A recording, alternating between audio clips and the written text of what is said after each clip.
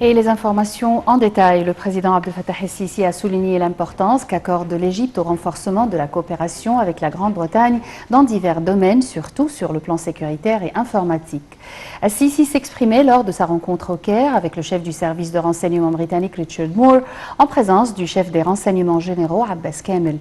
Le président el-Sisi affirmait que dans le cadre de la propagation du terrorisme et de l'extrémisme sur les niveaux régional et international, il est nécessaire que tout le monde s'unisse pour faire face à ce fléau qui n'arrête de se propager, et ce à travers une approche globale qui comprend l'isolement de la pensée idéologique extrémiste ainsi que le respect des valeurs de citoyenneté, de modération et de dialogue.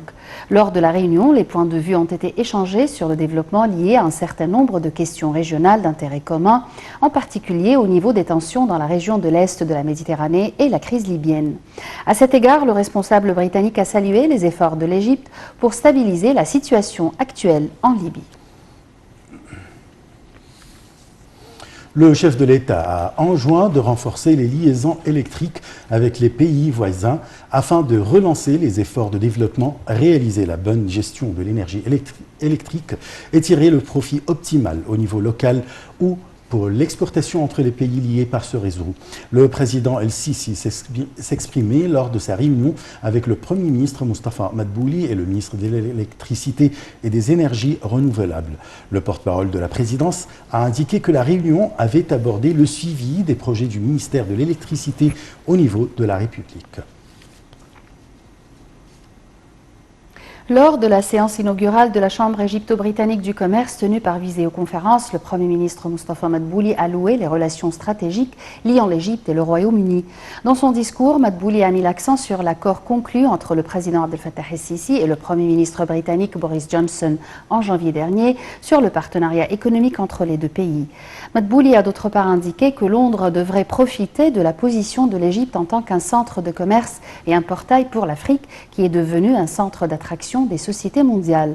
Le chef du gouvernement a en outre souligné que la coopération égypto-britannique devrait se baser sur le développement des projets de l'infrastructure dans le but de réaliser la complémentarité continentale et la mise en exécution de l'accord de libre-échange dans le continent africain. L'autorité nationale des élections a fixé le 15 du mois courant pour annoncer le résultat final de la deuxième phase des élections législatives. Ce deuxième tour a eu lieu samedi et dimanche dans 13 gouvernorats. Les sous-commissions ont terminé le dépouillement des bulletins de vote et ont rédigé des procès-verbaux enregistrant les corrects et les faux votes concernant les listes et les candidats individuels. Elles vont les envoyer aux commissions générales qui, à leur tour, enverront ces résultats à l'autorité nationale des élections pour l'annoncer.